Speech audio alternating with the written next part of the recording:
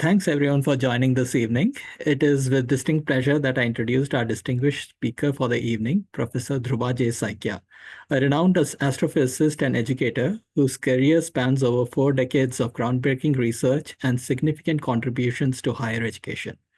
Professor Saikia served as a professor at the National Center for Radio Astrophysics of the Tata Institute of Fundamental Research, where his work has had a lasting impact on the field of extragalactic astronomy and astrophysics, particularly in the study of active galaxies. In addition to his research contributions, Professor Saikia was the founding vice chancellor of Cotton University in Guwahati, where he played a pivotal role in shaping the institution's academic landscape. After his retirement from TIFR, he continued his dedication to education and research as the head of the Astronomy Center for Educators at the Inter-University Center for Astronomy and Astrophysics here at IUCAA. His academic journey includes research and teaching at prestigious institutions such as the Jodrell Bank Observatory in the UK, the National Radio Astronomy Observatory in the USA, and universities across Canada, Australia, and India. With over 170 research publications, numerous conference papers, and 3 co-edited volumes to his name, Professor Saikia is a prolific contributor to the scientific community.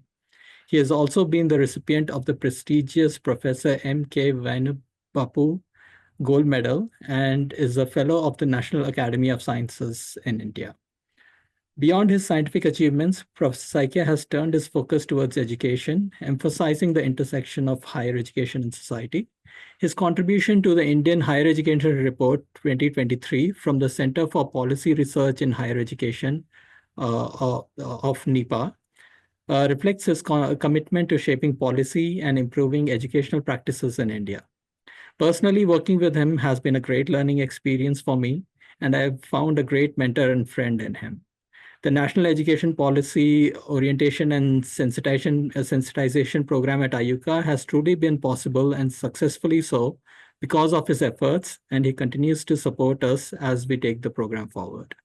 We are privileged to have him here today to share his insights on the vital connection between higher education and society. Thanks a lot for taking the time, Professor Saikia, and you can start the presentation now. Yeah, thank you very much, Prakash, for an extremely generous introduction. And good evening to all of you participants who have joined us this evening. It's a pleasure for me to really have an opportunity to interact with all of you.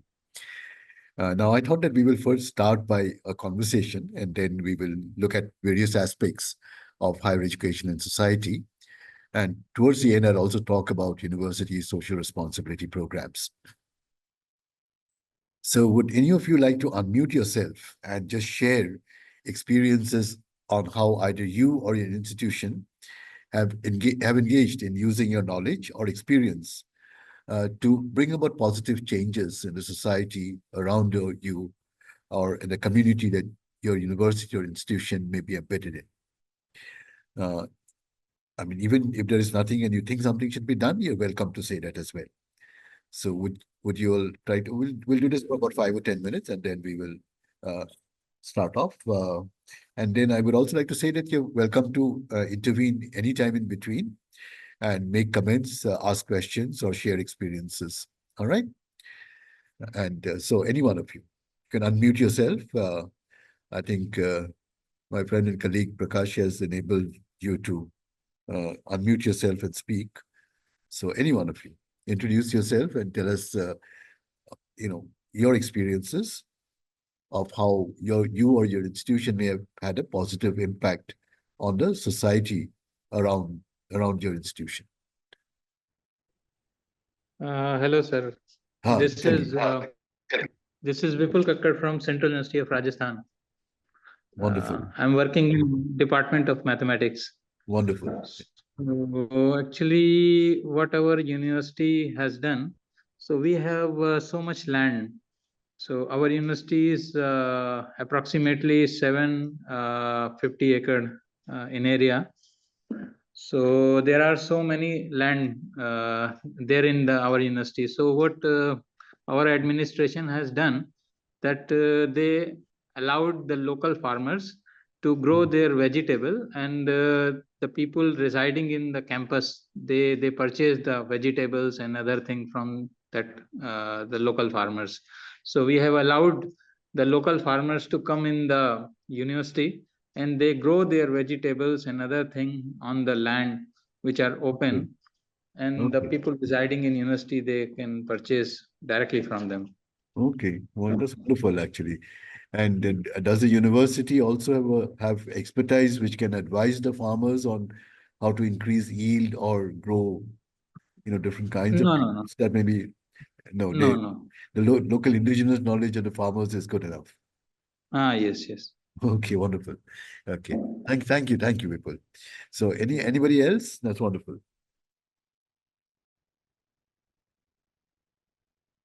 Anybody else? You can unmute yourself, Professor Rajagopalan. You raise your hand. Yeah. Yes, sir. Am I audible? You're Yes. audible. Hello? Yes, you. Yeah. So I'm Sachin Rajgopalan. I am currently working in St. Xavier's College, Mumbai, in the Department of Life Science. Okay. Initially, I was associated with Ruya College, Mumbai. I have just joined Xavier's College in the month of October. So at Ruya College, we had this program, which was an outreach activity, wherein we used to visit ashram shalas, which are schools or care centers for students from economically weaker sections or students who do not have anyone of their own. So in these schools, basically they do not have lab facilities. So we used to take a movable lab with us, wherein we used to make them perform some hands-on experiments. For separating pigments from a mixture of components or utilizing pH indicators from naturally derived materials. And this kind of an experimentation was done with, this exposure was given to students right from the age of 7th standard, so that they also understand that science is a very much, pure science especially, is a very much good career option which is available for them, because they normally do not get a laboratory exposure, and that used to make them in a way not look at science as a good career option. So we used to do this, and we used to also get them to Ruya College labs.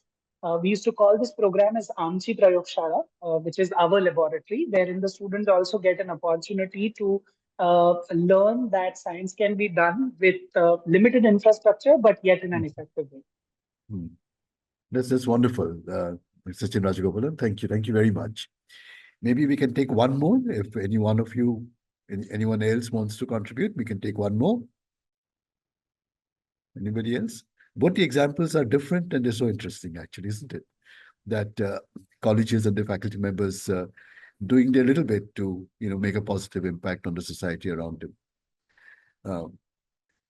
Anybody else? So, sir, myself, Santosh Agarwal from Fakirmon University. Which Odisha. university? Fakirmon University, Odisha. Okay. So actually, our university situated at a rural place, which is almost 20 kilometers away from the town. Okay. So we have adopted 3 to 4 villages. Okay. Our humanities social science department regularly visiting those villages and identifying the dropout students in the school. Okay. And in the evening, the students are going to teach them, and they convince them to return back to the school. Okay. So, and again, second one is this area is vulnerable to lightning. Okay. So we are regularly organizing the lightning awareness program for the villagers and farmers. Okay. And our geology department is continuing this social outreach program regularly. Okay. Wonderful. So we have had 3 very interesting examples from 3 very different parts of the country, contributing to society in the best way they can. Dr. Santosh Agarwal, if I can just ask one question. What were the main reasons for the dropouts in the villages that you went to, or villages you adopted? What were the main reasons, and was there a difference between the dropouts of girls and boys? So actually, main reason for dropout is the financial condition. Okay. So they are not strong financially. So most of the students are start working from their childhood, either in the farms or in different sectors. Okay. So that is the main reason of dropout here. Okay. Then the percentage of dropout is around 50%. So it is a huge one. Yeah, So it is our huge, yeah. Vice Chancellor wants to reduce that one by involving all of the departments. Yes. And we regularly visit to the villages. Okay. Okay. Okay. Anyway, we can discuss that a bit more later, but I think one will probably have to find a solution to the reason that you're saying financial difficulties is the main hurdle in terms of their pursuing education. Okay, thank you each one of you very much for your insights and inputs. Thank you. So today what we'll do is we'll discuss in 4 different sort of themes that I've written down over here. One is just status of higher education in society. I mean, higher education plays an important role in socioeconomic development of communities and societies. Because if you look at, for example, the average salary that a person earns, although unemployment is high, but with each progressive degree that you get, the average income that you can earn keeps increasing, right from higher secondary level to postgraduate level, whatever. So what is the status of higher education, which is important, and also the importance of higher education in building societies that are inclusive societies. Okay, inclusive societies in the sense that we don't discriminate on the basis of either religion or caste or ethnicity or language, but towards nation building or community building. We try to provide opportunities for each and every one as a human being, as a human soul, to be able to develop and move ahead in society. And I'll take 1 or 2 examples from astronomy and astrophysics, which is the field of both Prakash and I, to illustrate with you the importance of actually, fantastic achievements or advancements that have been made by persons who are marginalized, who are discriminated against along the way of their education. In this context, I'd also sort of mention a little bit about Baba Sahib Ambedkar, the architect of our constitution, which is rooted in social justice, and an important role he played in framing a constitution where each citizen had rights, had equal rights to make maximal use of the opportunities that the state and the communities can provide without any kind of discrimination. In actual society, we are very far from it still, but the Constitution is actually, gives every citizen equal rights. Then I will talk a little bit. 3 of you have very nicely, Dr. Kakar, Dr. Rajagopalan, and Dr. Agarwala have very nicely described about the steps taken by their institutions. I'll also talk about a couple of examples, 2 or 3 examples of higher education institutions chosen from different parts of the country, which have actually played a role in trying to improve the situation or the conditions in the communities or villages nearby, in whatever way that they thought best they could do with the available expertise. Then, as you all know, that research is an important component, whether it be fundamental or whether it be applied. Today, we are living in economies which are really knowledge-driven economies, and so research is an integral part of higher education. And any attempt to actually differentiate between the two, I think, is actually not very wise. And so I'll make a few comments on higher education and innovation and the important role it has to play for society towards the end of the discussions. As I said earlier, that you're free to unmute yourself and interrupt, raise your hand, whatever way you would like to, and share your thoughts or experiences in any way that you would like. Okay, if your mic is not working, you can put it in the chat box, and I will periodically keep looking at it. Okay. Now let's look at the status of higher education, what it is. So these are material which you'll get from the web itself, but just to recap, this is from the All India Survey of Higher Education. 2021 is in black and 21-22 is in blue over here. The number of, you can see we had over 1,000 universities, 1,113, that has gone to 1,168 in 21-22. Okay. That means a growth of about how many? 55 universities. between 2021 and 21-22, 55 universities. Now, if you actually put it into the real context of this is 1 year, apart, that 55 universities means over 4 universities per month that have been established in the country. If you look at the colleges, it is much more, and standalone universities also, it's a significant number. University exclusively for women has remained the same, but the overall number of students has grown up in total enrollment from about slightly over 41 million to slightly over 43 million. So an extra 2 million students. This rapid growth of enrollment in higher education has often referred to as a massification of higher education. The bulk of the students of 43 million, okay, are in the undergraduate sector, okay. Nearly 80%, you can see 78.9% are at the undergraduate level. And when you get to the postgraduate level, then it drops to about 12.1%. And if you go to higher level still, it is extremely small, okay? And gross enrollment ratio in 2021 was 27.3%. Gross enrollment ratio basically means the number of students between number of young persons between the age of 18 and 23 years is in the denominator, and the numerator is the number of students of that age which are in higher education. So only 27.3 and in 2021, and that has increased by about a percent, 1.1% in 21-22. Okay, so we'll see later how this compares with the global scenario. We are doing better, but as the number of institutions have increased, one thing which I think, in my view, have not been paid adequate attention to is resources, support for the teachers, and public investment in higher education. Okay, I think these are all very crucial elements for national development. And also creating societies which are more equitable, where those from the socioeconomically weaker sections also have good opportunities to grow and develop. Okay, as we just heard from Dr.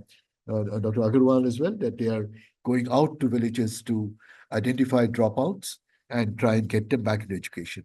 And he mentioned about poverty being the reason as to why they drop out. They're trying to support the farmers in the fields, parents in the parent farmers in the fields, to try and earn some extra money for the family. So poverty is a big issue, but there are numerous other reasons why the dropout rate is so high. Although in the areas which we have studied, that poverty seems to be the main reason. In fact, even today, there are a lot of girl students who drop out because of not proper toilets in the schools. And these are issues which need to be tackled on a war footing with adequate resources from the state. This is again just shows you the breakup of institutions. You can see the state public university, state private university. In fact, you can see that the private sector is actually very close to the total number of state public universities. The reason why I'm trying to highlight that is that today we are trying to reach a target of 50% of the gross enrollment ratio by 2035.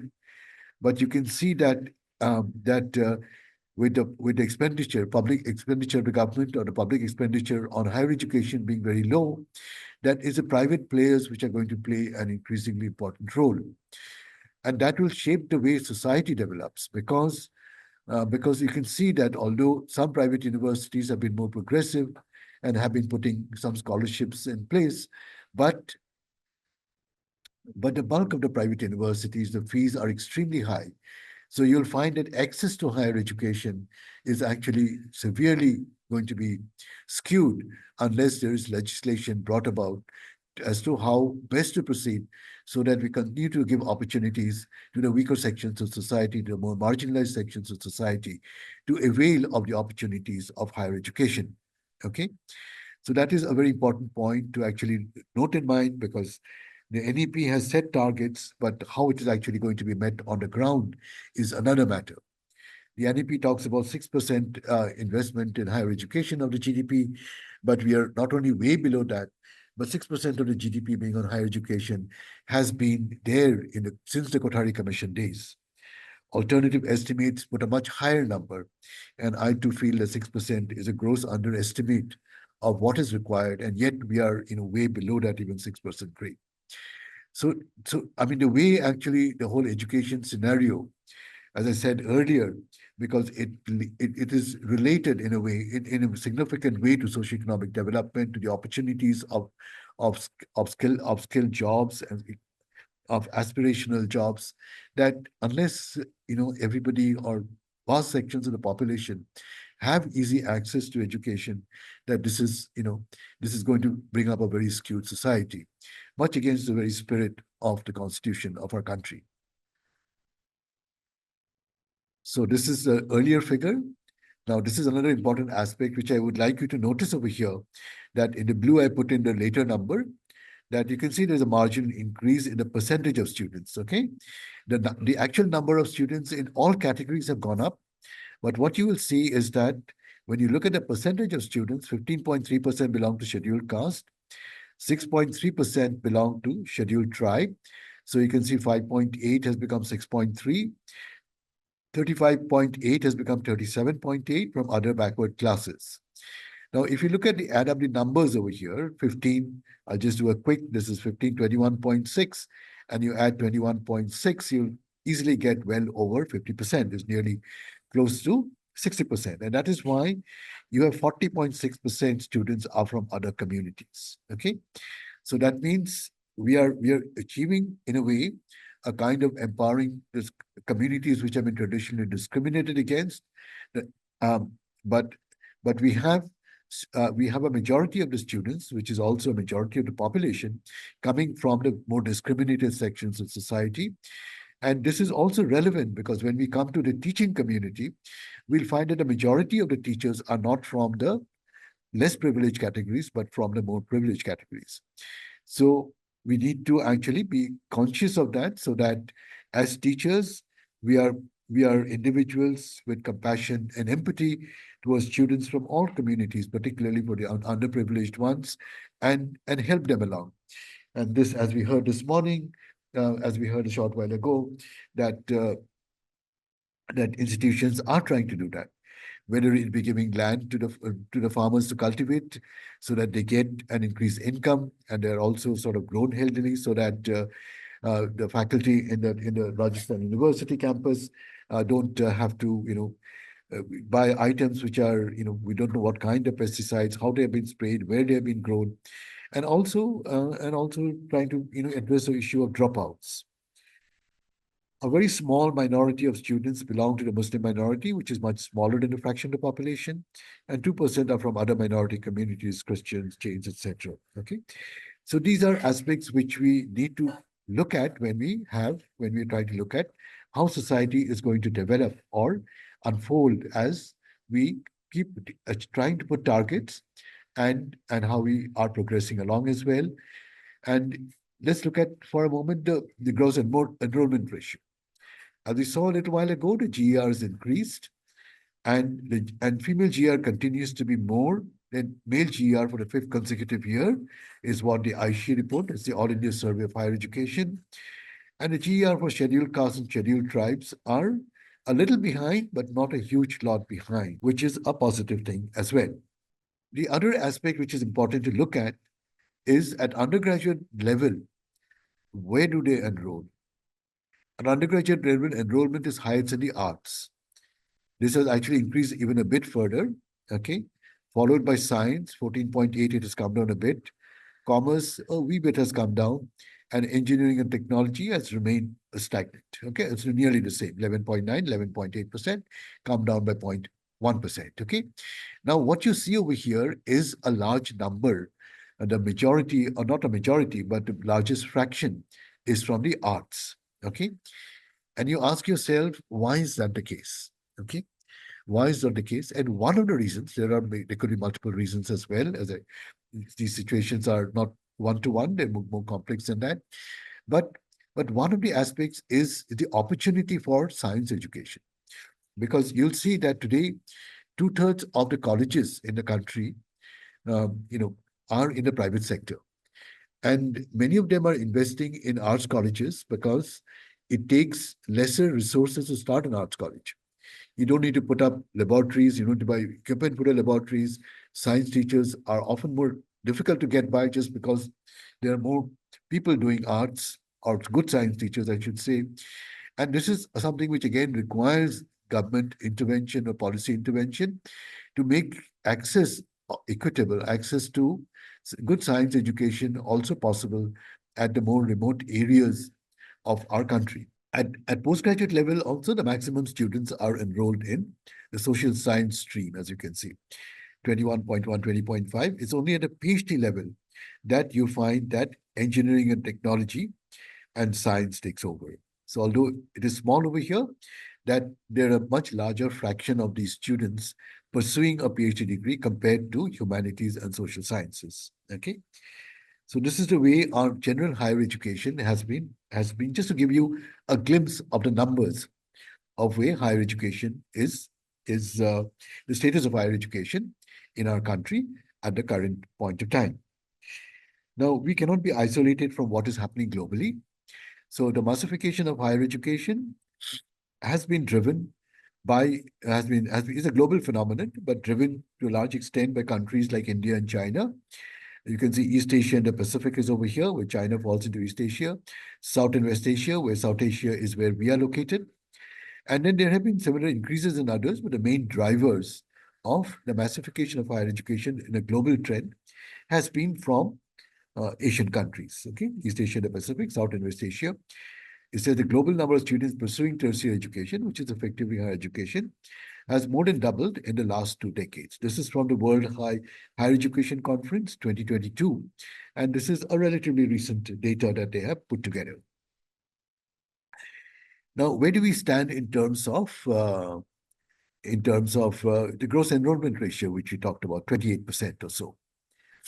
See, we have also been increasing, but rather slowly. This is South and West Asia over here in blue. You can see from 2000 over here, where we were perhaps less than about 10% in this region globally. Now we are close to what India is today, about 28, 29%, slightly below the halfway mark, which is about, the scale is 20%, 40%, about slightly below 30%. So we are actually making progress, but we are way behind the global scenario. Even the Arab states seem to have a higher enrollment ratio. Central Asia too has a slightly higher value. But today, interestingly, the highest ratios from the Central and Eastern Europe have surpassed North America and Western Europe. North America and Western Europe used to traditionally be the highest GER. And if you look at Central and Eastern Europe, the GER is actually about 87%, okay? And 81% respectively. So these two remain the global leaders in terms of GER.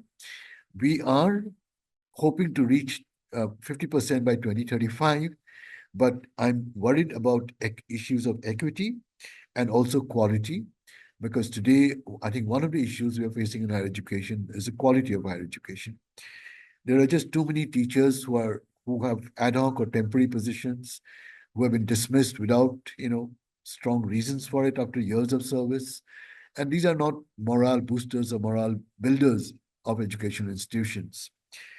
So for an education institution to flourish, it is always the best persons who must be selected to deliver, because choosing the best persons means building the next generation of good students, not only academically good, but persons with empathy, compassion, persons with the right universal human values, and away from ideological or political sort of considerations, or even monetary considerations. Corruption has been often cited. Ideological grounds have often been cited. So these are not aspects which enable us to build up the excellence institutions that we would have liked or aspire to build, aspire and be proud of. Okay. Just to look at the male-female situation again, we are not doing too badly. For example, in the earlier situation for STs, we had even more female students than male students. Okay, green is female over here, male is blue, and in this square, blue is male and the orange is female. They've changed the colors a little bit, but you can see that the boys are slightly higher, the males slightly higher than the females, but it is not by huge factors. They're roughly, this is the 50% level, so they're roughly around the 50% level. Okay, slightly above. Okay, slightly above for boys and slightly low for girls, but it is not a huge number. These are the actual numbers. But if you look at the GER, yeah, which is the gross enrollment ratio, from which we define the gender parity index. The gender parity index, the ratio of GERs, okay, male to female. And what you find over here is that, it's, I mean, the scale is quite grossly blown up. So although this appears quite low, it is 0.02 low. And here you can see that it is nearly parity, okay? So this participation of female students in higher education, in spite of all the challenges that they may face earlier, is not too bad, which is good, I think. Okay, but that is only part of the story.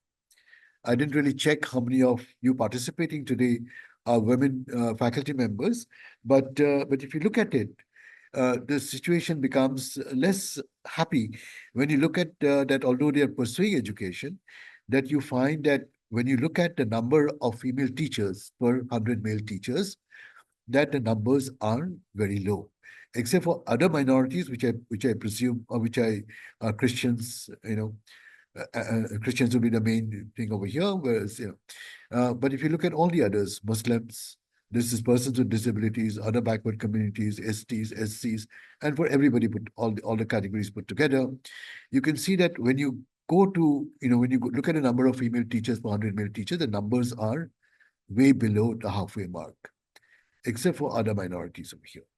And the numbers have gone up a little bit. You can see, for example, SC has gone from 60 to 61, ST has gone from 75 to 78. So we're improving a little bit, but not by huge factors. And we are still way below, unequitable employment opportunities as far as male and female faculty members are concerned in higher education institutions. So this is something which one needs to address, because to build up societies which are more equitable, where we bring in diversity, because it promotes diverse ways of thinking, it promotes different ways of approaching and handling issues, that ideally we would like to have an equitable distribution and a diverse community in our higher education institutions. Now, you also see over here that number of female teachers per 100 male teachers, that when you go to higher and higher levels, okay? This is from the ISHE report of 2021. I couldn't find a similar one in the later one. Whether they were compiled or not, I don't know. That when you look at demonstrators or tutors, which are at the lower levels of employment, often they are ad hoc or temporary, that, the women teachers outnumber the male teachers over here by a factor of 2, okay? Whereas the higher you go over here, lecturer, assistant professor, reader, associate professor, professor and equivalent, you can see it's a steady decline, with the number of professors being very small at the higher education levels. And you'll often find that, there are women who do exceptionally well. Sometimes they want to raise a family, that's fine. But I think we need to be more accommodating in terms of enabling women to come back, pursue their careers, contribute immensely, and also many more of them in the higher positions as well. Okay, so that is something which is also needs to be borne in mind, because they also become role models for the next generation, for younger women students, for example. Okay. Now this is just to look at gender parity in tertiary education globally. So we looked at how we are about 1. So parity is 1 over here, and we're not doing too badly. You can see South and West Asia, we have gone up tremendously. Most countries are slightly above 1, and except for Sub-Saharan Africa, and there would be individual countries, for example, what Afghanistan, Taliban has done to its women is just unbelievable. It's almost unbelievable. This is what religious sort of fundamentalism and orthodoxy does to people, or use it for their own political goals. But you can see over here also that in North America and Western Europe and Latin America and the Caribbean, it's very high, it's 1.2. So I don't know whether, I haven't looked at it in detail, whether there are more young boys who take to other vocations rather than go to higher education, earning a livelihood, or whether they've taken to crime and violence and are unemployed and have not pursued higher education. That is something which one has to look at in great detail. Ideally, you would like the numbers to hover in the ballpark of about one or so. So we have, in terms of approach to education, we have made tremendous progress in terms of, we can see there's rough parity. But in our society, when you look at the gender gap globally, and not only in terms of education, but also in terms of economic opportunities, health, and political leadership. In India, we actually rank quite low, 127 over here. This is from the World Economic Forum. And there are countries which are very economically developed, like Japan, for example, which is also just 2 rungs above us. It's a very male chauvinistic society, Japan, for example. But what you have to realize is that where we need more attention, education, we are making some progress in terms of gender. Economic opportunities, although we have very, key figures in important positions, leading CEOs, etc. But if you look at economic opportunities across the board, that is something which requires a lot of progress. Health is another area. Today, maternal mortality is still quite high. Access to healthcare, where majority of our population is still in rural or semi-urban areas. Access to healthcare, except in some states like Kerala, which is remarkable, is still very poor. Political leadership, we have again made some progress because I think the Panchayati Raj, where we have seats exclusively for women, and the more recent even parliament seats in parliament being reserved, state legislatures, etc. So in political leadership and education, we have made progress, but I think we've also got to make progress in economic opportunities across the board, and particularly health. A lot of women are actually very anemic. Surveys have shown that, and today you can do surveys of levels of hemoglobin or find out if people are anemia without even making a prick. Gadgets have been developed where, like they measure your O2 content, oxygen content by just sticking something into your finger, that rays go through. So similar gadgets have been developed to look at the hemoglobin content. So it is something which is easily doable and without being invasive, and also try and improve the healthcare of the population. So particularly mothers, because if you find that mothers are anemic, and malnourished, that is going to affect the cognitive abilities of the children they're bearing. And so these are important aspects of looking into health issues and also economic opportunities, because I think these are not isolated or very unlinked. They're all sort of interdependent and interlinked, as we shall also see a little while later.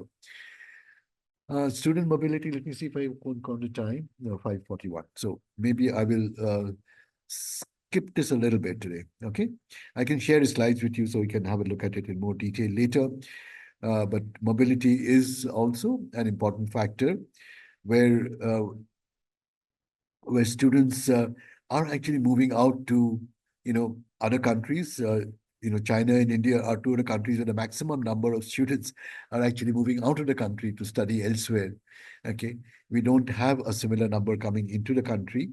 And that is something which is also a cause of concern, because when you actually meet and interact with diverse populations, that you also begin to appreciate and learn from one another.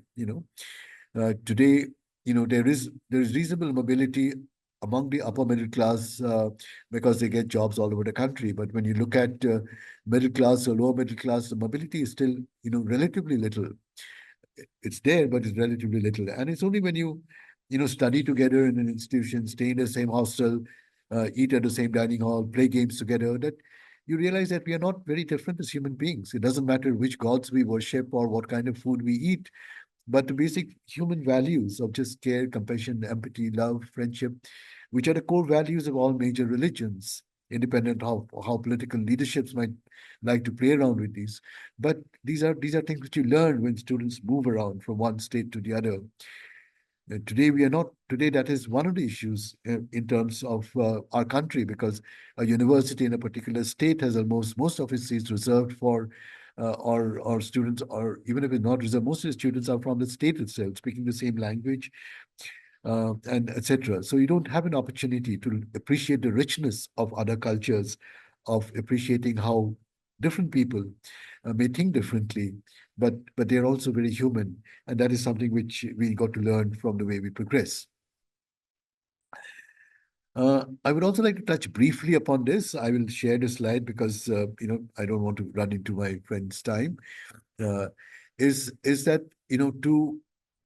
to make it possible for the less privileged sections of society to develop so that we have more equitable societies, that the Constitution has put reservations in place, positive discrimination. But when you look at it carefully, this is science, technology, engineering, and mathematics. Okay, STEM. Over here, this was a paper which appeared by Ankur Paliwal, who's from New Delhi, journalist, science journalist, a journalist based in Delhi, basically. And you'll see that we are generally way below the reservation quotas, particularly when you go to higher. These are undergraduate students, these are PhD students, assistant professor level, associate professor, professor level. Okay, that we are not, at all levels we are below it. In some, for example, in the OBCs category, we are not doing badly. In fact, today we have this creamy layer kind of thing which has come in as well, non-creamy layer, but they have been able to make maximal use of it. But in terms, the numbers have actually gone up. So don't misunderstand me, the numbers are not gone up. The numbers have gone up, but in terms of the percentages, they're still very low. And that is why the IITs, for example, had a mission mode recruitment to actually recruit more from the underprivileged categories. There's been some progress made, but not to the desired levels. And this continues, whether you take PhD students in top-ranked IITs, mid-ranked IITs. But it's not that we are not making progress. We are making progress, but at a rate which is slower than what it should be. But premier institutions, like, for example, in the Indian Institute of Science, you can see that there are hardly any, way below at the faculty level. And that is why, we need to create inclusive spaces, and we need to make the faculty sensitized, sensitive to it. And that is very important because empathy and compassion is something which has to, be the grain or be the soul of our society. And today what we have is divisions. We have, rhetoric of hatred all around. And that is not the way we'll build up institutions. So these qualities, the qualities that make us proud to be human, and that is what is important. That is what is important to culture in our institutions. That is what is important to develop in our institutions. I think it was Leo Tolstoy who said, the great Russian novelist, that if you feel pain, you're alive. I mean, to that effect, exact words I don't remember right now. If you feel pain, you're alive. If you feel the pain of others, you're human. And that is the kind of society that our higher education and our higher education institutions must work towards developing. And today, even one suicide by Rohit Vemula is one too many. They have struggled a lot, and these tragic stories go on. Okay, so commitment to equity underlines respect for diversity. Okay, whether it be gender, whether it be caste, whether it be ethnicity, whatever it may be. Okay, and I remember that when I was a distinguished visitor at the Australia Telescope National Facility many years ago, there used to be a meeting once a week. I think it was a Monday morning that we would all sit over coffee, and there were about 15, 20 of us, and we would discuss, challenges, progresses. And you wouldn't believe it, 15, 20 people, there would be about a dozen different nationalities over there represented. That is hardly the case in any of our institutions, let alone not even in the premier institutions in our country. Private institutions are trying to attract more foreign faculty, but they're also paying them a lot of money, and in turn, they're charging the students a lot of fees. And that is not also something which is very healthy in terms of building societies which are equitable and where every student has an opportunity to grow. So the World Council for Social Development, which met many years ago, nearly 20 years ago, 24, 30 years ago, actually, yeah, is the social integration to create an inclusive society, a society for all, fostering inclusive societies that are stable, safe, just, and tolerant. respect diversity, equality of opportunity, and participation of all people, including disadvantaged and vulnerable groups and persons. No human being should be condemned to endure a brief or miserable life as a result of her class, country, religious affiliation, ethnic background, or gender. So higher education, the thing is that if you have what studies of several countries have shown is that higher education also, when there's a whole mixed population of students studying together, pursuing higher education, it also promotes trust across groups. Okay. Today we have, today generally in many of the South Asian countries, what we have is trust within groups. But generally the intergroup trust is low, but intra-group trust is high. And for democracy to survive, really, you want the best people to be governing. You want a society that is trustful. You want a society that will vote for the best persons, independent of any kind of polarization, whether it be ethnicity or religion. And that is an accountability and transparency. But these are aspects, qualities which will have to develop in the institutions of higher education. The way we shape it, the way we shape our institutions of higher education is the way we are going to shape society. So development of a whole person, some of these are taken from Krishnamurti's teachings. Many of you may have read about it.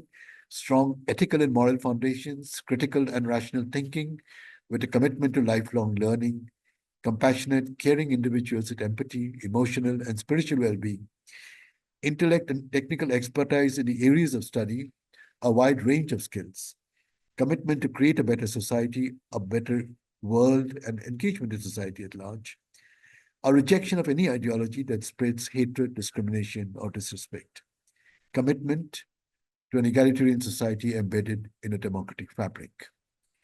So the way we train our students, the way we sensitize our students, is the result will be the way we shape our society. And Ontario, this is a younger level, kindergarten to 12, character development in Ontario schools. This was an initiative by the Ontario Ministry of Education 2008. Excellent in education, communities that are vibrant and caring, and students who can think critically, feel deeply, and act wisely. And quality education is more than academic achievement. It is about development of the whole person. I mean, this is what, great men like Gandhi taught us. Krishnamurti's teachings are, captures, essence of it is captured in these words. And this is what, all our major religions teach us, the core values. I'm not talking about the rituals and the way you practice it, but the core values that that religion teaches us is this. I will now ask you a question that this is justice, social, economic, and political, liberty of thought, expression, belief, faith, and worship, equality of status and of opportunity, and to promote among them all fraternity, assuring the dignity of the individual. I would like you to not unmute yourself, but just put it in the chat box. Say yes if you know where this is from, and no if you're not sure. Just put in, don't say where it is from, but I just want you to put down in the chat box if you know where these lines are from. If it is a yes, say yes. If it is a no, say no.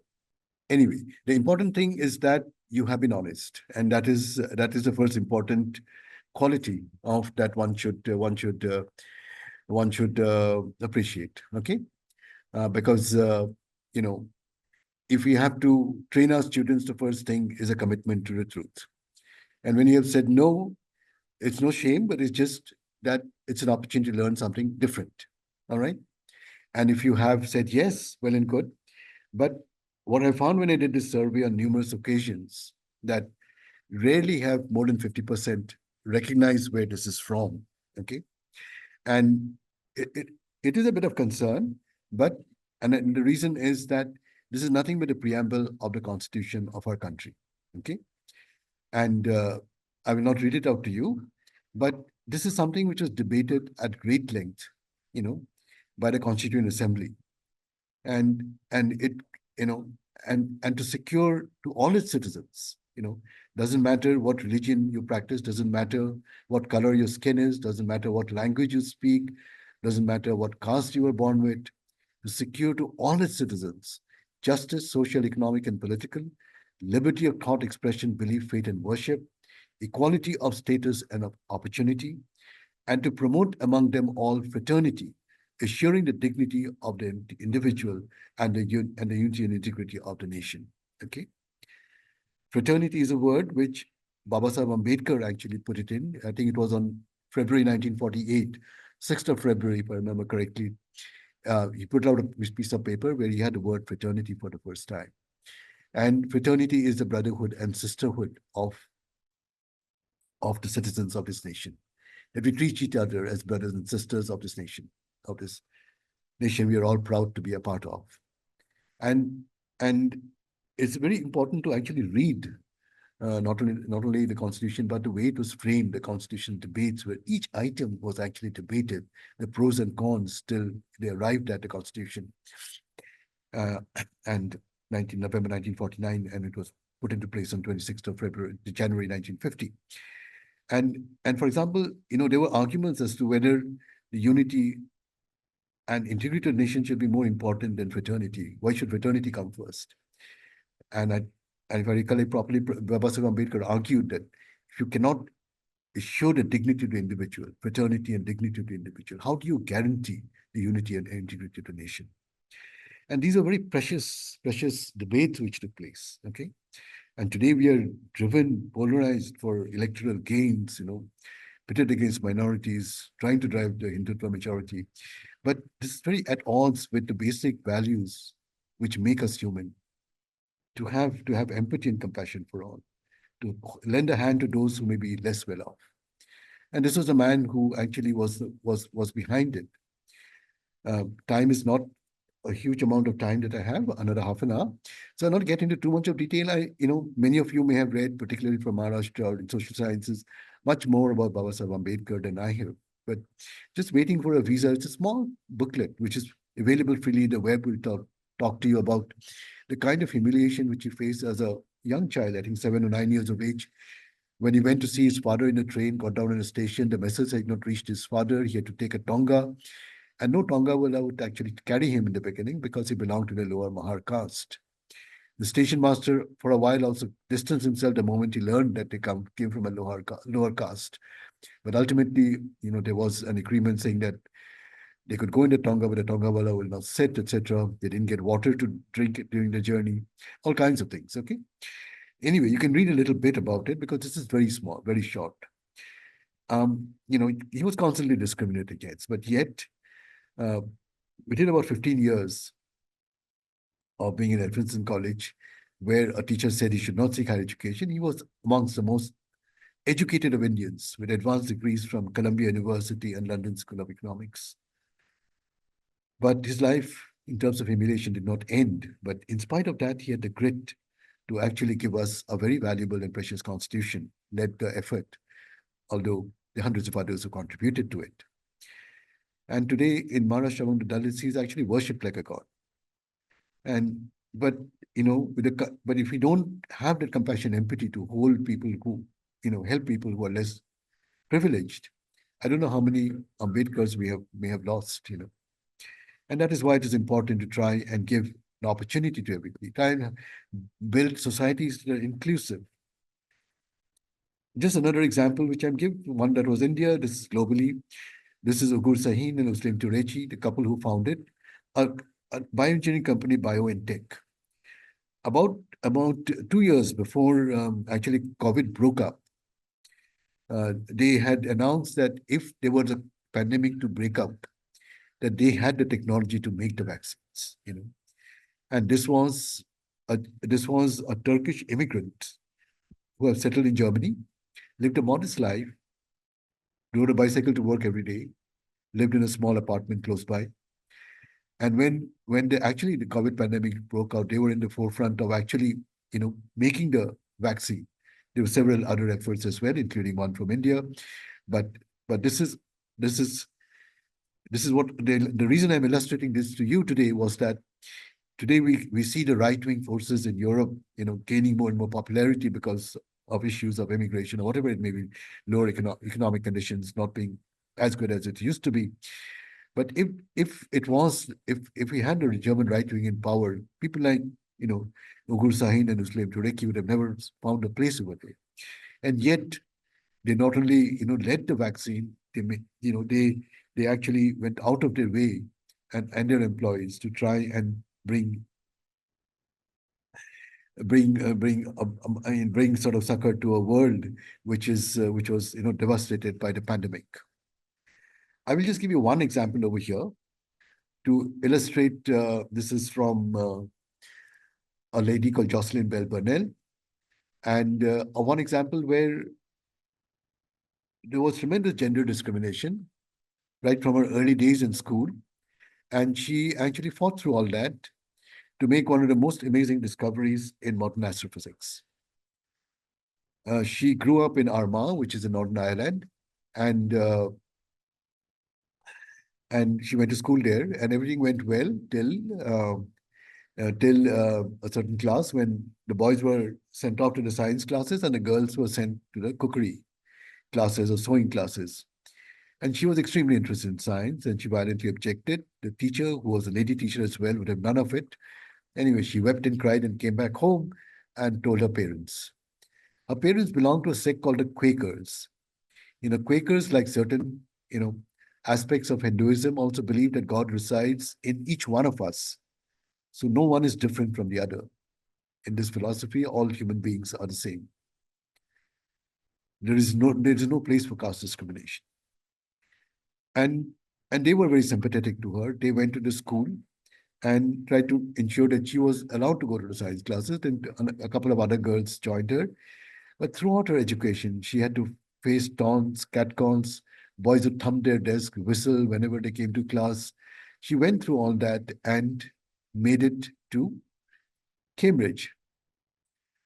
Doing well in her undergraduate education, in spite of all the stress of and harassment of the male students of the kind of society that English society was at that time, made it to Cambridge and made one of the more fundamental discoveries. She was instrumental in building a telescope which discovered this object called pulsars. My colleague Prakash, actually, his research efforts were in these enigmatic class of objects, which are the remnants of stars which are about 8 times more massive than the sun. And when the star, towards the end of its life, it explodes, giving rise to what is called a supernova, releasing about 10 to the power of 53 ergs or so. For example, our sun, the luminosity of our sun is about a few times 10 to the power of 33 ergs per second, and leaves behind a remnant called the neutron star. Okay. In fact, I noticed Sukanta was there. Sukanta Dev from Cotton University. He's the person who works on variable stars. He's an expert on stars. So if you know him, you can ask him much more about stars. He knows much more about stars than I do or will ever do. Okay. And what Jocelyn Burnell found was that she was looking for scintillations. What do scintillations mean? That when you look at the night sky, for example, the stars twinkle. And that is because of irregularities in our atmosphere, which refract or diffract the light, and the intensity of the light changes as perceived by our eyes, and we see the intensity changing. But the planets don't, because planet is a more extended object, and so the changes in intensity all smoothen out because of its larger angular size, and you don't see the planets scintillating, but the stars scintillate. But what happens with this object was that she built a telescope at radio frequencies, all right? This was a radio telescope, unlike our eyes or optical telescopes where you have mirrors and CCDs or photographic plates. The radio telescope actually detects signals from outer space, the radio signals from celestial objects. And what happens over here is that the medium between the sun and the earth, called the interplanetary medium, also has a lot of irregularities. Okay, besides, of course, our ionosphere as well, which surrounds our atmosphere. And due to irregularities in this interplanetary medium, a very compact radio source, the signal from it, would also keep changing rapidly, just like the twinkling of the stars, if I were to explain it in a very laymanish kind of language. But what Jocelyn found was that there was a signal from a particular region of the sky which was not like any other noise signal that she had seen. It seemed irregular. She reported it to her supervisor, Anthony Hewish, and he of course told her at that point of time that you must have messed up the wiring, you must have done this wrong, you must have done that wrong. But she was quite sure that she had done it right. She repeated it and she told Tony that you just come and have a look once. And when Tony came to the observatory, and she was instrumental in building the telescope, she made this discovery. And Anthony Hewish, who actually got a Nobel Prize for his discovery, not Jocelyn Bell Burnett, and that has been a debate in the astronomy circles for many years, that he realized there was something special. And that is when he and Martin Ryle, who was in charge of the group at Cambridge at that point of time, the radio astronomy group, they were both great persons and great astronomers, but I think they erred in terms of cutting this young lady off, who actually made a phenomenal discovery. And even when this was announced many years later, initially they thought that it may be extraterrestrial civilization. They called it Little Green Men 1, Little Green Men 2. But then they found a perfectly physical explanation, in the sense that this is the round object over here is a neutron star, extremely dense object, about 10 kilometers across, but about the mass of our sun. And when the outer layers exploded, creating a supernova, which can be very bright, actually, it imparts an angular momentum and it spins very rapidly. The flux, the magnetic field lines, I'll be a little technical here, sorry for those who are not from a science background, forms a dipolar kind of field over here, and the particles are accelerated along this direction. So you can see as it is spinning, if this axis hits you, you'll see a pulse of emission. This was actually theoretically worked out earlier, and then everything fell into place. And you found this most enigmatic of objects called pulsars. And there's several thousands of them today. And the fastest one, I think, is still rotates with a period of 1.3 milliseconds. That means that in 1.3 milliseconds, the star completes one cycle. If it were much faster than that, just centrifugal forces would tear it apart. So, and these kinds of objects have been recently been used to detect gravitational waves at nanohertz frequencies. She didn't get the Nobel Prize for physics, but this is one example of a woman where she underwent, gender discrimination almost through her life, because even at the pinnacle of her discovery, the press people were coming to her, taking photographs, asking her to unbutton the blouse, throw her hair this way, that way, rather than focus on science. I mean, the press was so misogynistic at that time. And all the science questions, they would ask Tony Hewish or Martin Wright. And yet she was a discoverer. Anyway, she has been recognized as the years have gone by. More recently, she was given an award. What was it called? I can't remember right now. Okay, but that's a huge prize money as well. Huge prize money as well, and she has donated to that money for sort of giving opportunities to marginalized communities, women, etc., to pursue science. And this is one story of a woman who faced discrimination, and she, but really made one of the very, very important discoveries in astronomy and astrophysics. I will not go into other examples because of shortage of time, but she was one fantastic lady, and she's still there, and she continues to take part in professional meetings, and she continues to be a source of inspiration to many, many astronomers, young and not so young, men as well as women. She has been a remarkable role model of our generation. Okay, now this is what a supernova remnant might look like when, after it explodes, throwing out the outer material of the star. In fact, the historical supernovae was one of the early supernova was recorded was in 1054 Common Era. There are historical records by Chinese, Japanese, Arabic, as well as Native American, which have been interpreted to be due to the Crab Nebula, as it is called, because of its appearance. And this one just shows you it's a much slowed down version of it, of the Crab pulsar, which has a period of 33 milliseconds. But as I said, the fastest one is close to about a millisecond. And this whole category of pulsars are known as millisecond pulsars. Both my colleagues over here, Prakash and Sukanta, will be able to tell you much more about them. So I had other examples, but I will not get into them right now, of women astronomers who have done extremely well, made very fundamental discoveries, just so that you can look them up when you look at the thesis. I'll not go into any explanations over there. This Cecilia Payne-Gaposchkin actually correctly interpreted using an ionization equation which was formulated by Meghnad Saha, a very famous Indian astrophysicist, and another equation called the Boltzmann's equation, which tells you how the energy levels are distributed. And in an atom, the electron energy levels are distributed, and correctly interpreted that the sun is made largely of hydrogen and helium, much against the prevailing wisdom of the time by some of the leading astrophysicists, Arthur Eddington from Cambridge, Henry Norris Russell, and you name it. And she was so these are path-breaking women who overcame discrimination to make very fundamental discoveries. And Meghnad Saha too, he belonged to this lower Shudra caste, and he also faced discrimination. 1911, he graduated from Dhaka College. In his early years, because his elder brother didn't do too well, they were almost not sending him for education. But all through his education, while at Kolkata, he stayed at Eden Hostel, which was college housing. There were objections to him eating in the same dining hall. They were preventing him from making offerings to the goddess of learning. But he's another sort of role model for us as Indian citizens. Okay, not only he took active role in the independence struggle, his was an example of social responsibility through science. He founded this journal called Science and Culture, which tried to fight the orthodoxy of texts, of even religious Hindu texts, and tried to bring about the advancements in science to the common person.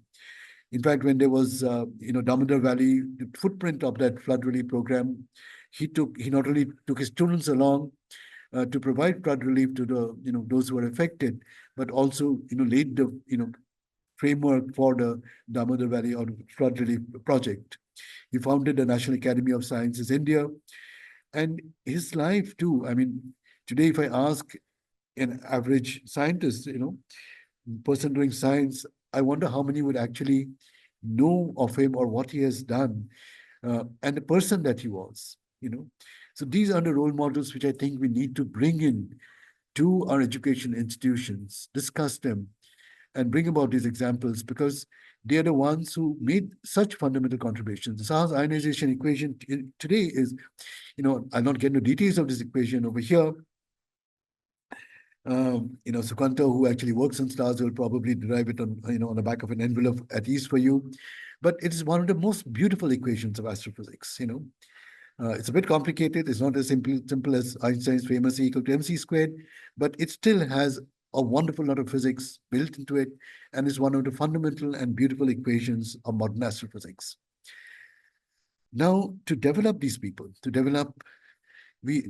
make these children grow, of course, we'll make progress. Of course, if we practice, a society which is divisive, where we sow hatred against minorities, we will still make some progress. There will be people who are sincere, will honest, will do their work. But to bring about the best in a community, in a state, in a region, in an institution, in a nation, and globally, we have to give opportunities to all. We have to have societies which are non-discriminatory. And if we want to have societies which are non-discriminatory, we have to inculcate those values in our institutions of higher education. We have to lay the cultures and of institutions where many more Meghnad Sahas can grow and flourish. Many more Ambedkars can grow and flourish. So that is what our aim must be when we talk of higher education and society. I mentioned briefly about research in education, because ultimately, is the tools today I'm able to speak to you via Zoom because of technology, right? When I was a kid, I still remember we had to go to the telephone. We didn't have a telephone at home. We couldn't afford it. And we had to go to the telephone booth early in the morning when the rates were low at 5 o'clock. I grew up in Shillong, so it was mighty. It was very cold in wintertime. And we'd had to, wake up the telephone operator would never be happy to be woken up so early in the morning. And with some luck, you'll get a line in about, half an hour or something. He would connect you, and you had to literally yell to, listen to converse with our grandparents who were in Jorat at that point of time. But today you can see that, technology has enabled us to converse across the country, even globally, right? We have become a global family where technology has touched every aspect of our lives. And it has also been a leveler because today, large sections of our population, even those who are, for example, running auto rickshaws or taxis, you can see that technology has enabled them to actually get fares more easily. Although I feel that Uber is a bit exploitative from the accounts of their lives that one reads, but technology has touched them. Technology has also, enabled us to actually keep track of monsoons, cyclones, flood relief, cyclone relief, you name it. Okay, so it is not just it's just not the space mission or the detection of gravitational waves that are important. Of course, they're important. Of course, they're important. The satellite technology, which has developed from, the groundwork was laid right from the Nehruvian era, when it was part of the Department of Atomic Energy, and Sarabhai and Homi Bhabha laid the foundations of it, which have grown today to be almost a global leader. Actually, one of the 6 countries, a few countries which are leading in the space technology, which is fantastic to see. But we need that growth not just in 1 or 2 areas. We need growth across the board. We need growth where it will touch people's lives. For example, today we make drugs, but the material that bind the drugs, the bulk of it is imported from China. You can see how much, mobile phones, it's become prominent, but a lot of the manufacturing is not within. We may be assembling it. So we need technology growth across the board, and for that we need to support research and development across the board, not just in sciences, but also in social sciences, because technology that is appropriate is also something, and technology that we accepted is also something that we must be aware of. And for example, when COVID-19 broke out, you found that in the United States, there were so many people who would not take the vaccine, but they were prepared to die and kill others in the process as well. So one has to understand that this technology may not be adequate, but that is important. But for all that, we need more investment in science and technology. Okay, in science and technology, and in research in general. And research and development is something which we are actually very low. Okay, this is actually, you can see Korea over here, which is roughly in the ballpark of 4.5%. This is South Korea over here. Okay, our investment in R&D is a miserable 0.7%. Okay, that is where our focus has to be. Our focus has to be on quality of education, has to focus on research, which research would applied and fundamental. Fundamental research leads to applications. There are innumerable examples from the history of development of science, and investment needs to increase. So if you're going to shape society, we have to fund research not just in high-end things like space or nuclear energy or gravitational waves, but in the everyday work of researchers in the laboratories, in the colleges, in the universities. Research scholarships should come on time. You often find research scholars not getting their scholarships. You need cultures in universities that will promote research, not hold on to grants or take ages to give a utilization certificate by the time the grant itself collapses. These are aspects which are all too common in our institutions, and I've seen it firsthand, so I can speak with some confidence. Of course, there are institutions which are pretty meticulous in things, but I'm talking about the broad spectrum of things. There are just too many hurdles which researchers face, let alone the hierarchies in our institutions. Okay. Now, as a result of that, when the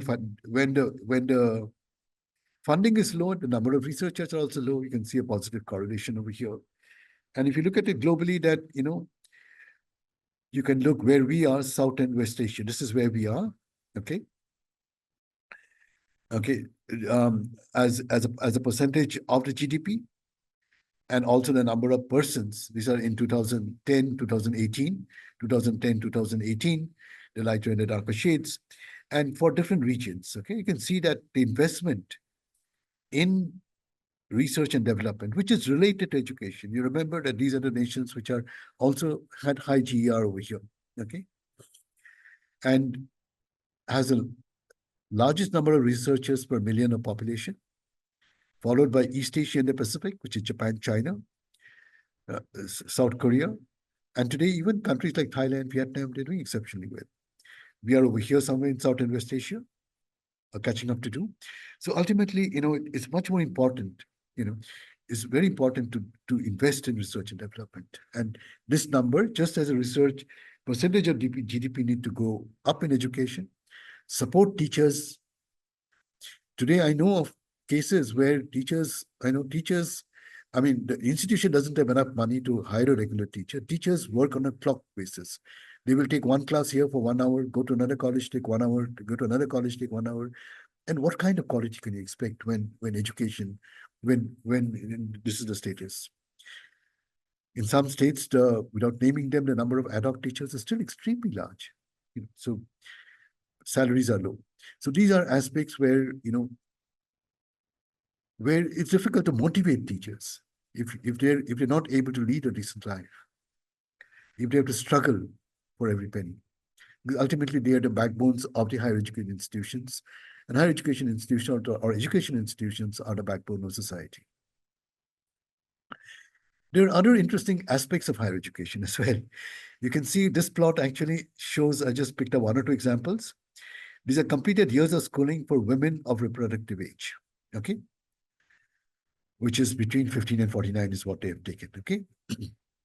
Now, what you see over here, this is the number of years of schooling. This is 1 year, 1.5 some years of schooling, 5 years, 10 years. And what you can see is that the fertility rate is a total number of children, okay, in the childbearing age. Dramatically, it goes down with education. There are more choices, they're more economically independent, and they're more aware, okay? So, for example, if some of you were there in the dark days of the emergency when Sanjay Gandhi went about sterilizing people, instead of wasting money on sterilization, all one should have done is actually increased schools for females. You'd have had a much better effect. So these are also aspects of where education helps, helps the way society progresses. In fact, this kind of trend, you will see it if you take Bombay as a city, you'll see it if you take Maharashtra as a state, you'll see it as a country, you'll see it in a region. If you take Sub-Saharan Africa, you'll see it. You take Brazil, you'll see it. It is almost a universal kind of law. This figure I took from a paper by Kim, the Journal of the World of Labor. Okay, but this is something which has been done. These statistics have also been done for India. The other aspect which I mentioned in the beginning was the quality of education. Today, sadly, we have a state for various reasons that, this is the level of unemployment that we have. The blue was in 2011-12, brown is in 2017-18. So 1/3 of students who have got a postgraduate or above, or with a technical degree, or with a vocational degree, or a graduate degree are unemployed. This is a paper which came out a few years ago by Mehrotra and Parida in 2019. I don't think the numbers or the trend has changed dramatically, okay? And this has to do with a lot of things. One is, of course, failure to generate jobs, mismatch of the jobs that is required to mismatch of the skills that are developed, industry not playing an active role in trying to develop the skills that are required for industry. Make in India has never generated the kind of jobs that were projected. It never really achieved that. And also the basic quality of education. And as I said, the quality of education would also depend on how we invest in education and how we give opportunities to our teachers. And both of them, we are sorely, on the average, sorely and sadly lacking. Okay, these are more statistics on the labor thing. Let me see how am I doing. Okay, I'll actually 620, so I'll skip this. I mean, this actually just shows you that even in a prestigious institution like IIT Bombay, there are disciplines like aeronautical engineering, where only 13% are actually getting jobs in the core sector. Most of them are not even working at the core sector, but they have, developed some skills to get a job. It's only in computer science and engineering, electrical engineering that you find most of them get jobs in what they've studied.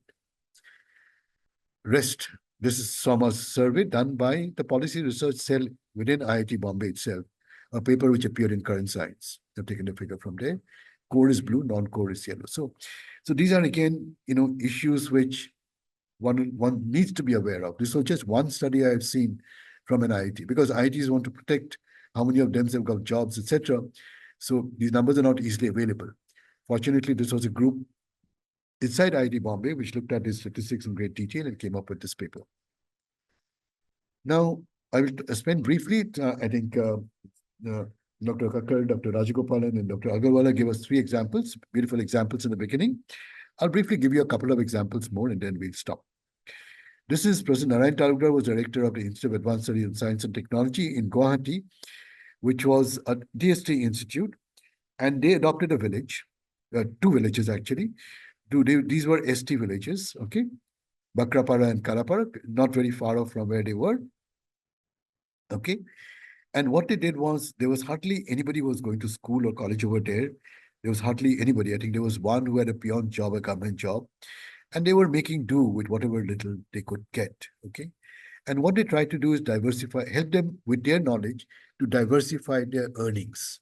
And so this is, for example, 2017, mushroom cultivation. Eri is a kind of silkworm, and black rice, which is also, a very prized kind of rice, not grown widely. Then in 2018, you can see that they also developed into vermicomposting. Then they started tapioca later. So basically using the information they had, because this was an institute which had a biosciences group, which had a physical sciences group, a mathematics group, plasma physics group, etc. Okay, using the available expertise, they went to the village, and today many more of them are in higher education, and their incomes have actually more than doubled. Went up several times actually. More than double is an underestimate. I don't have data after that because he also moved out, and this was something which he had given me when he was a director. But this is something which you can see that even simple things, if you have the expertise, one can actually make a difference in your neighborhood. Then this is the Center for Technology Alternative for Rural Areas, Sitara, in IIT Bombay, called the Unnat Bharat Abhiyan. This is from the Ministry of in Delhi. And this was to introduce development agenda within academic discourse and processes where students actually take part, including the faculty, and they involve higher education institutions, make use of regional knowledge providers, and make these regional knowledge providers towards solving regional problems. So they overall oversee it, but they try to get a lot of colleges in the area involved and to inculcate scientific thinking within society, not the kind of rubbish rewriting of history or making myths into truths that is part of this, but really making an actual difference. And some of the things they do is are quite innovative. For example, a simple thing, they look at bus routes, how to optimize it so that students get to school on time, and the profits of the Maharashtra State Rail Transport Corporation is enhanced. But just by tracking occupancy, bus dispatch times, taking note of market times, school times, college times, conditions of road, all gets built up into a framework. They developed a package which is used and which has really now increased the revenue, increased convenience for the local people. There are all kinds of other things, for example, irrigation, when to put on the pumps, how to make optimal use of the electricity that's available. There are all kinds of things which this center has been doing. Okay. Community solar grid, I've just listed a few over here in Gagar Hill, Jammu and Kashmir, improved village scale groundwater recharge and management for agriculture, efficient jaggery processing plant, understanding soil health, energy component of integrating elements of climate resilience in micro watershed plants. Okay, so just to give you a few examples to illustrate a diverse kind of things. And Center for Sustainable Technologies Institute of Science, they're more focused on energy. Providing global concern, primarily dealing with energy, buildings, and the environment. But this is another center which is funded and is doing quite well. They also float courses and all that. And I will end by actually just, hopefully you'll be able to hear it. Okay, playing a video which of, I've took you to a little bit of space as well. This is a recording of Carl Sagan's Pale Blue Dot. Some of you may have heard it, some of you may not have heard it. But just to emphasize again the values which I think we need to get into our higher education institutions to shape them in a way that we can be proud of, and that will ultimately help shape society, which we as humans can be proud of to be a part of. So I'll just play this. I will not make any commentary, and after that I can take a couple of questions and then we will stop. That's here. That's home. That's us. On it, everyone you love, everyone you know, everyone you ever heard of, every human being who ever was, lived out their lives.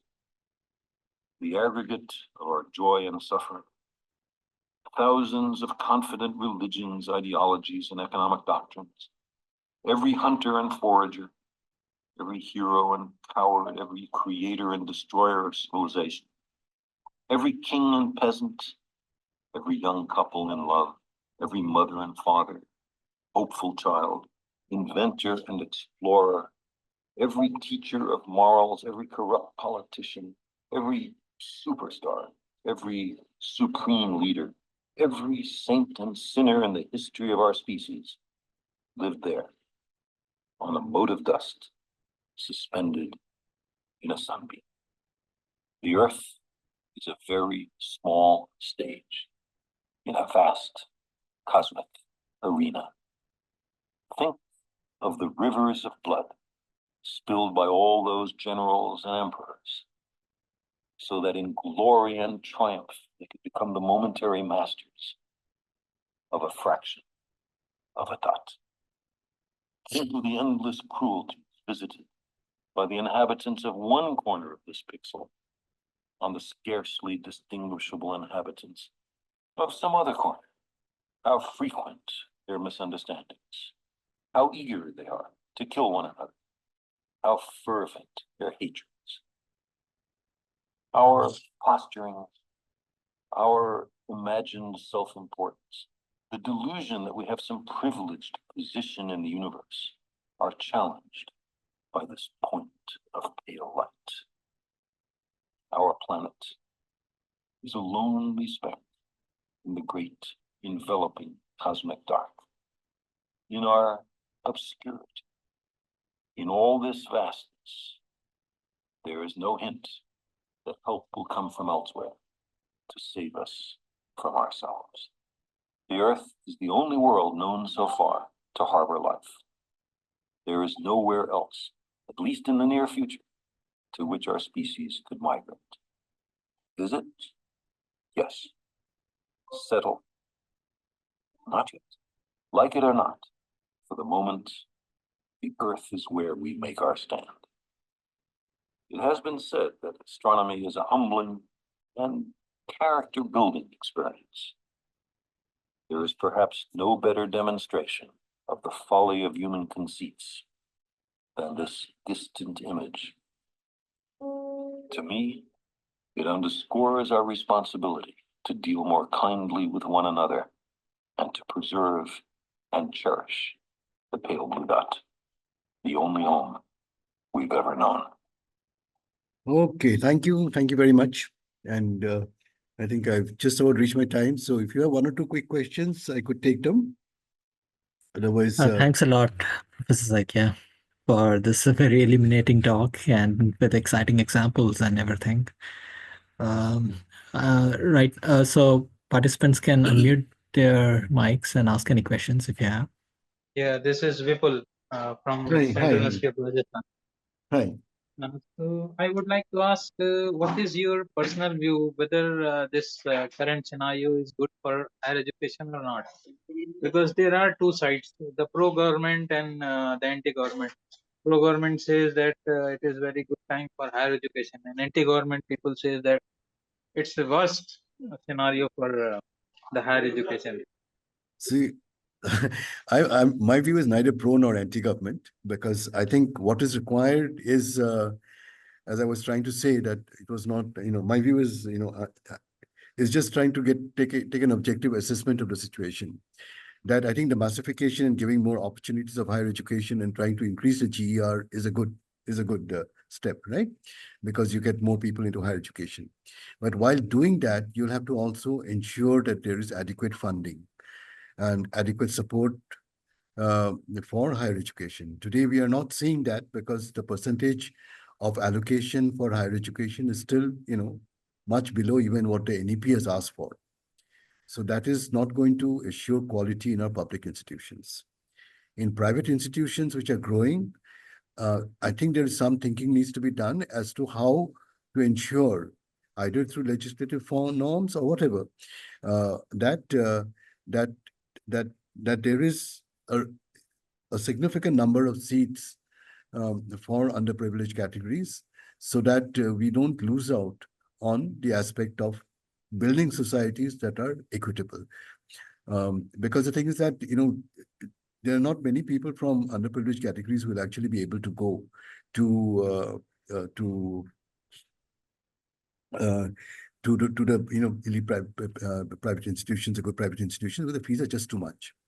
I mean, as Vice Chancellor of Cotton University, I know that there are a lot of students who came, was able to come and avail of higher education, as Cotton University is a public institution, because the fees were affordable.